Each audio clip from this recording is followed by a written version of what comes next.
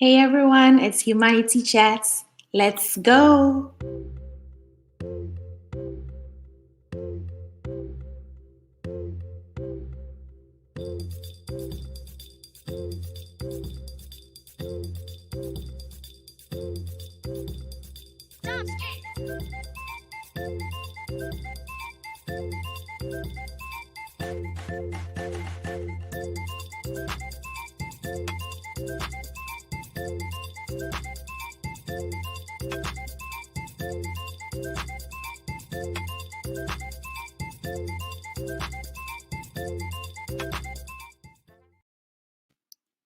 Hey everyone, welcome to Humanity Chats.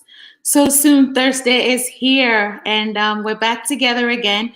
Thanks to everyone who's joined us tonight.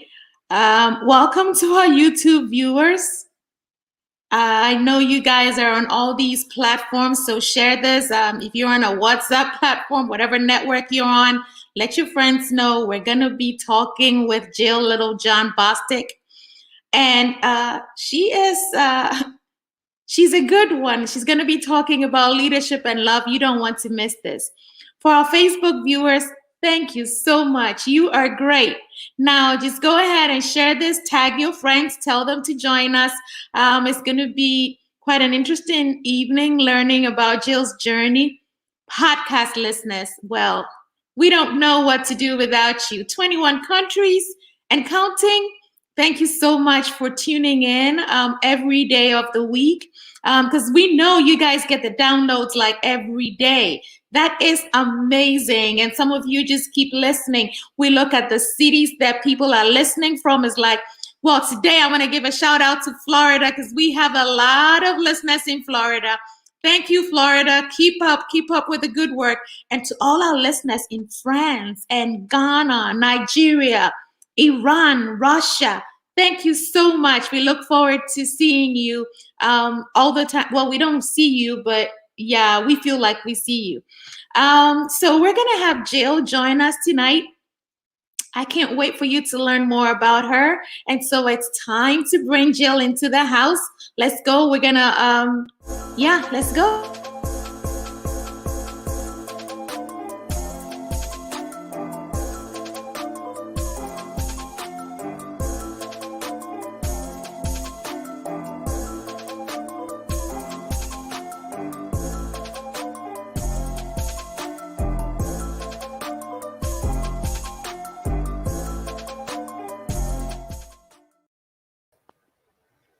Hey, Jill. Hey, I love the music. I was like, yes. Yeah, we got some music going on. I'm always bopping my head. Listeners, viewers, this is Jil Littlejohn Bostick, and I am your host, Margie Marge. We're going to be spending the next 30 minutes. Well, we've already gone 3 minutes. I did talk too much in my intro. I'm sorry, Jill. I took some of your time. We're going to spend the next 27 minutes talking about leadership and love. And Jill, you do look fabulous tonight, by the way. Oh, thank you. You too. I'm loving the red and the gold. I'm feeling all kind of vibrant energy happening. I know, girl. I wore red just for you because you're going to talk about love. Yes, the love color. Well, viewers, welcome to Margie TV. Before we get started, Jill is going to tell us a little bit about herself. She's going to give us the background. So let's go. Yeah, so my name is Jil Littlejohn Bostick, and my passion is connecting people to their purpose, and I do that in a professional setting in the diversity, equity, and inclusion space. But I also do that on my day-to-day interactions, whether that's with family or friends or just people that I network with and meet. And so, I really believe that your passion and purpose have to be connected in order to have like a full life. So that is kind of my personal mission, and it's what I do each and every day. Wow, that sounds amazing. And it looks like you are truly tapping into your purpose and your mission. Before we go any further, we're going to be talking more about that, finding out more about what that purpose is. but we want to keep it light. Now, viewers, if you're watching, drop it in the chat room. Let's know where you're watching from. We welcome everybody. We just want to know if we're in Greenville, we're in Spartanburg, we're in North Carolina. Let us know. But Jill, share a fun fact with us. Yeah, so fun fact. I'll give a couple. Fun fact, I've been to 33 countries and I speak 3 different languages. And in my younger age, I was really big into adventure sports. So like, skydiving and scuba diving and all those kind of things. Now that I've gotten older, I'm not so adventurous anymore. Oh, wow. That's interesting. I would like to say that I've been adventurous, but I'm just that bag lady. When I take a trip with people, it's like, hey, y'all, you're going on the ride. Margie got the bags. You're going scuba diving. Margie got the bags, or Margie got the camera. So it's interesting. It's nice to know that you once upon a time were adventurous, and you know what? It's not gone. You're gonna have to get it back. So yeah, yes. Margie, I don't know. My husband and I, we went to Dollywood, right? And I'm thinking, yeah, roller coasters, rides. I'm so excited. We were like all hyped up. And then we got on this ride and I feared for my life. I looked at my husband and I was like, I love you. He was like, don't say that. Why are you saying that? And like all of a sudden then the ride dropped down and I was like, yeah, the adventure is gone from me. At least I have my memories. Well, you and you still like to have fun, so that's good. Absolutely. You Absolutely. you're still living life to the fullest, so that's good. Well, it is an honor to have you here with us tonight. I know you've done so many awesome things. Once upon a time, you were with Urban League. You have been with City Council. You are into your DEI work. You are out there in the community. You're a top professional in the upstate of South Carolina. How did you get to do all this? Yeah, I mean, it's interesting when I think back, on my journey in terms of how I get the opportunity to wake up and do what I absolutely love every single day, which I know that a lot of people don't get that opportunity.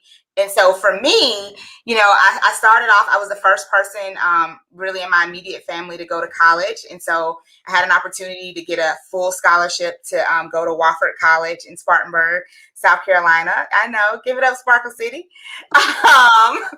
And that really, I think, opened up my world to something that I didn't know, I wasn't aware of. And I studied international business and, got my love for travel and my love for languages. And I've always been a people person.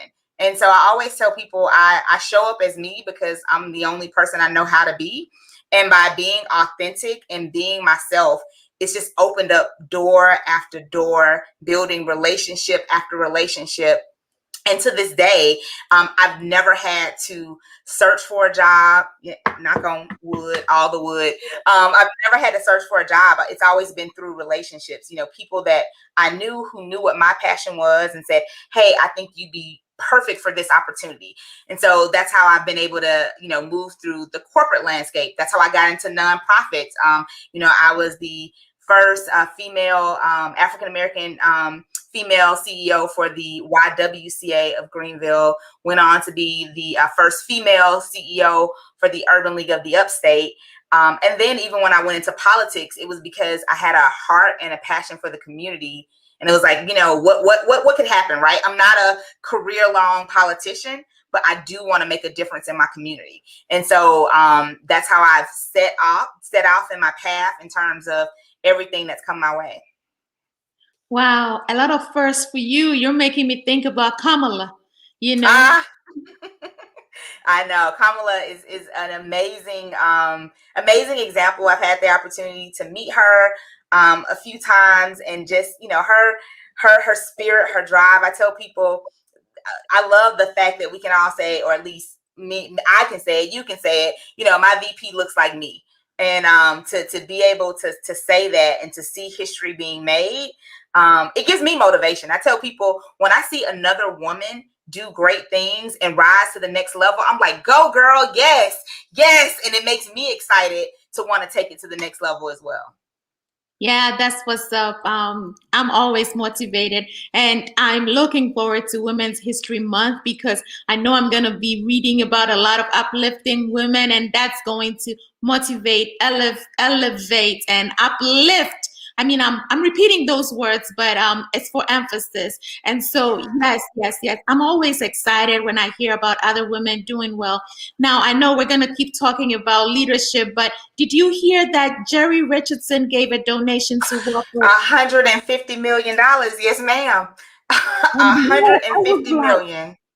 yes, Yeah, that's I was it. like, yeah, but Jerry has always been a big donor to Wofford. Even when I came there, we have the Richardson Center, and the Panthers were training there, and he's always been super supportive. But that's the largest gift that the college has ever received. But again, to me, it's even more motivation. Now, I don't have Jerry Richardson money yet. That's the key word, right? Because you got to speak it as if it's so. But to be able to give back to your alma mater, and for the purpose of helping underserved students, to give them the opportunity to get an education that really opened the door and changed my life. I'm like, you know what? One day I have a small scholarship. I give away, a small scholarship every year for a female student that's going to college. But I want to be able to get to that level where I can really make a massive impact on a university or college. Now, I like what you just said about the fact that you have this small scholarship that you give to a female. You are making a difference in somebody else's life and you are lifting them up. And that speaks to your leadership. Now, I know you have been working with all these organizations where you have been the first, but tell me, do you have any favorite moments working with these organizations? Have you felt like you are empowered as a woman in leadership? Wow, there's so many. There's so many moments where where I felt like I am doing exactly what I need to do. Like I am where God placed me to be when He placed me there for a purpose. And literally in every role I've had, that's happened. And so, it was easier when I was doing nonprofit work because you're really seeing how people's lives change, whether it's through home ownership or entrepreneurship, like you see it day to day. And then when I got into corporate America, I was like, well, this is a different field. Maybe it won't be the same. But one of the things that happened when I went into corporate America, and it's funny because my hair is straight now, but I normally have it, curly, and I'm rocking my fro. And so when I interviewed for the position, I had straight hair because I didn't really see a lot of people on the website. And I was like, I just want to make sure I get this good job, right? But then I tell people, like, once you hire me, like, you're going to get all this black girl magic, like the afro, like everything, right? And that's how I started. Well, it was interesting over the first, like, probably 6 months working in corporate. I had women who would send me messages, send me emails, stop me in the hallway and say, man, I am really excited to see you and to see you with your natural hair. It makes me feel like I can now wear my natural hair. And so I would always do all of our corporate videos with natural hair because I wanted to be motivation to others to say, listen, be your authentic self no matter what, because it's the knowledge and the wisdom that you bring in. And you can wear your hair however you want to. I mean, all of us working at home with pajamas now anyway. So it doesn't matter how your hair is styled. Yeah, about that pajamas part. I've been on videos with my mom. My mom lives in Ghana, West Africa, and she sees my top that looks all that with my lipstick, and then she looks at the bottom and she's asking, so do you wear other clothes other than the pajamas? And I'm like, yes, mom, I do. I just happen to speak to you in the mornings, and sometimes you can put a blouse on to go into your Zoom meeting or presentation. And we are getting spoiled. I mean, telecommuting has brought a whole different. Yeah, I haven't shopped for clothes in a minute. It's helped with the budget. And I love kicks, but I haven't bought shoes. Well, it's funny. So it's definitely helped with the shopping, professional shopping budget. And I just went through and did like this closet clean out where I gave away one item for the corresponding day. So like on the first, one item, on the second, two items, so on and so forth. So I got rid of a lot of stuff that I needed to.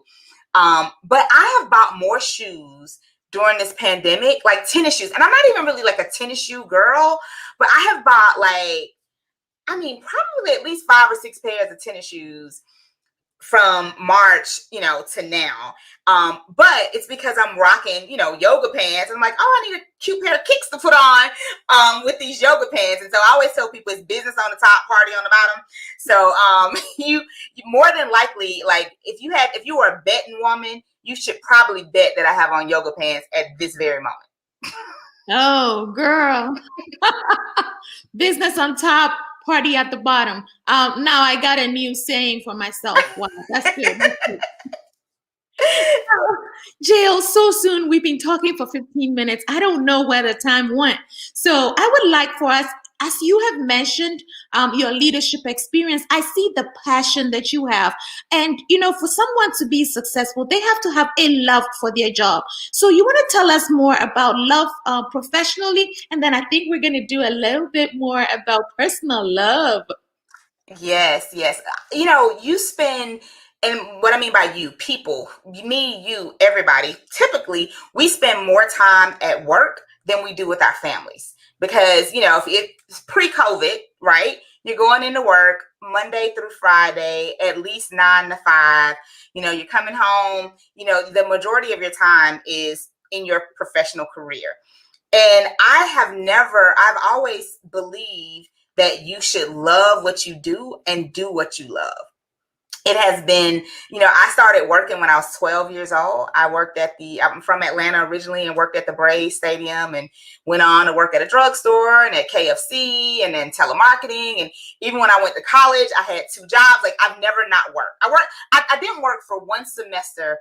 And I never forget it. The woman from the switchboard called my phone and said, hey, my name is Irene. I was just wondering if you were interested in a job. I was like, God, am I being punked? Like, why? Like, I'm trying to be off. Like, I don't want to work. And so that only worked for like 2 or 3 weeks without me working. So I've always felt like you have to do what you love. And so I always tell people, if you don't love what you do, then it's time to do something else. Period. Point blank. Like, don't just go into work to get a paycheck. Go into work because you feel like you're connected to that career. You're connected to that passion. Because when you love what you do, you never work a day in your life. And I live by that wholeheartedly. And so for me, again, whether it was in corporate America or in nonprofit or on city council, it's always about connecting people to resources to help elevate them. And so that's what I do. And I love it. Like I always tell people what I do, I would do it for free. And I feel like that's where you should always be in that space and place. That's where you get that good groove where you love what you do. And I always tell people now, when you hear me say this, don't go out and quit your job because you don't love your job. That's not what I'm saying. I am saying, make sure that you're taking the proper steps to be aligned with something that you love. Well, truth. I hear you. And, especially these times with everything that's going on with our economy, I know that wealthy people are making more money, but there is a great disparity because if you're not wealthy, or if if you're struggling, you are really struggling. And so, as Jill said, don't go quitting your job. Don't. You don't love it. Yeah. But it does help to love what you do. It motivates you to even be better. Yes, it does. It does. I mean, and I've had, I've said this before, and then people will come to me afterwards and say, well, how do I do that? How do I do what I love? I'm like, most of us, we know what we enjoy doing. So if you are a cook, right, and you enjoy cooking, I do not enjoy cooking. Let's be clear. But if you enjoy cooking, there might be an opportunity for you to make a career out of that, right? Or if you enjoy public speaking, which I do, right? I enjoy speaking. I enjoy meeting new people. I've been able to define roles that allow me to do what I love. Yes, you are blessed. And, I'm looking at the chat room. We have people from Florida, Wisconsin, Georgia, Winston-Salem. And your fans are happy and proud of you. And give we have Amy, a viewer from YouTube, saying that giving any scholarship to females is wonderful. And so thank you for doing that. Now, Jill, we're gonna switch gears a little bit. We know that you are a big fan of love. So how does it feel like to find love? Yeah, so love was I have always been one of those women or people, I should say, that love the fairy tale. Give me a good romantic movie. The Notebook is one of my favorite movies. Like, I love love. But I was also really career driven, right? Like, I was like, I got to take care of me. I need to make sure that I am excelling in education when I was in college and in graduate school, and then continue to climb the corporate ladder. And so I think, part of that, I also made some really crazy choices because I was searching for this fairy tale love. And I always tell people I had to kiss a lot of frogs to get to my king. Not a prince, but a king, right? But because of that, it helped me to see that you can have both. You don't have to pick. Like, a lot of times people will see a successful woman and say, oh, well, she's too strong. She's too driven. She doesn't, just focus on your career, or you're not going to be able to find the type of love. You need to, dim your light in order to have a man be attracted to you. And, sometimes we hear those things in our ears, and it's not true, number one. Let's start there. But it also can affect how we move through life. And so I was blessed to meet my husband. I always tell people, he slid in my DM. So don't be afraid, ladies, if you're out there single, if somebody slides in your DM, you never know. But I'm a member of Delta Sigma Theta. He's a member of Omega Psi Phi. We were in a group chat together, and he actually, it's crazy the way just like life works. He lived out of state, and he was coming to Greenville, and he posted in the chat like, hey, I'm in Greenville going to a gospel concert.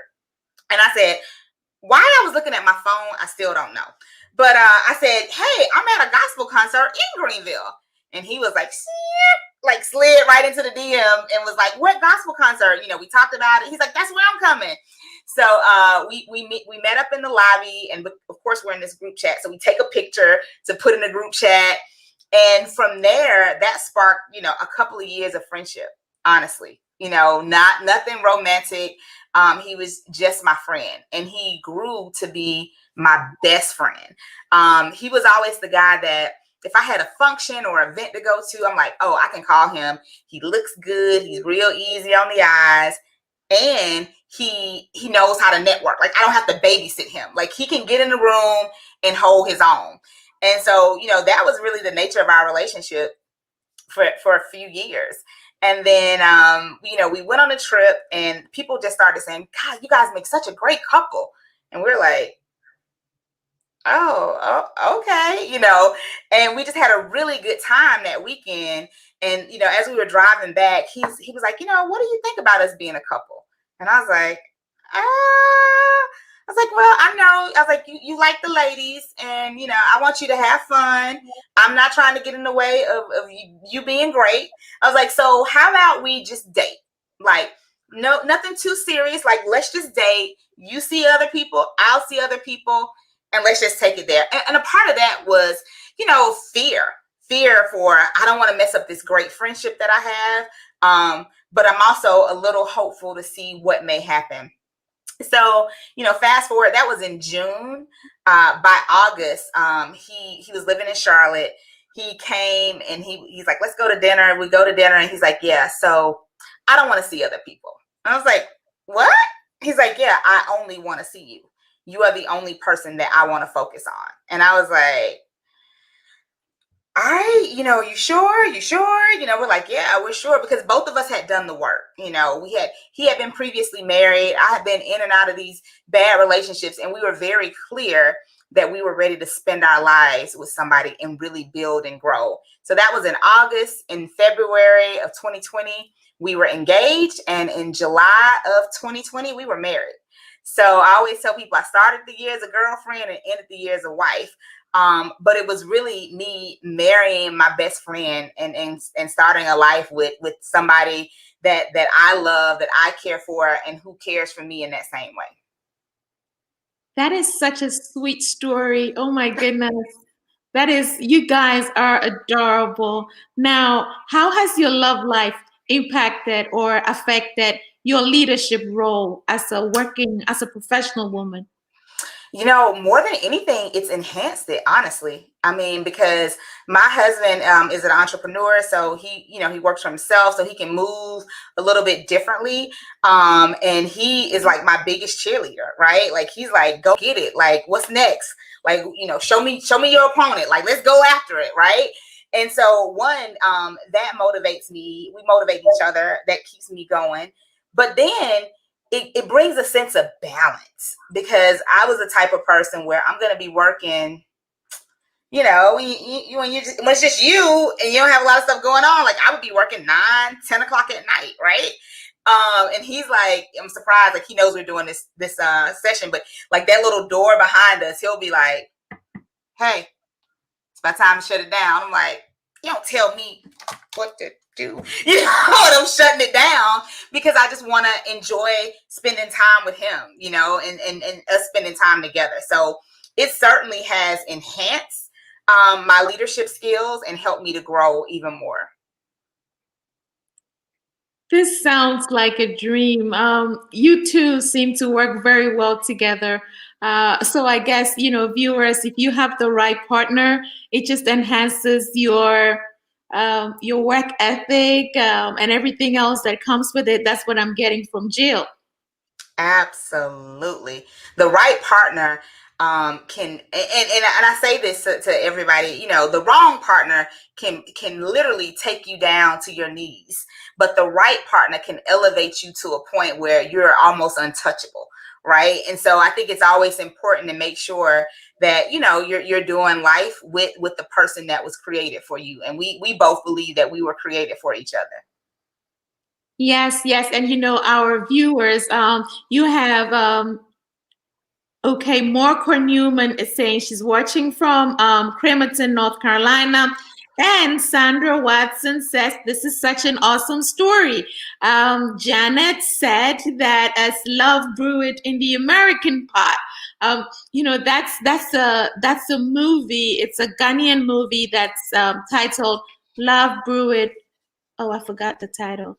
I think it's Love Brewed in the African Pot, something like that. So she's just, that is so sweet.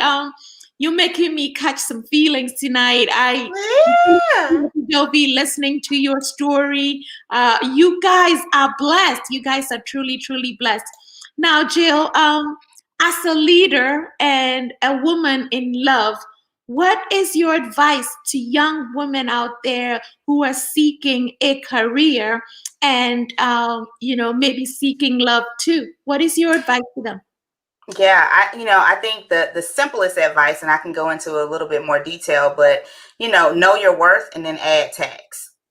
And I think that's applicable both professionally and personally. Know your worth, know your skill set that you bring to the table, know that you can do a job better than the next person. And even if you don't have the skill sets, know that you can learn it.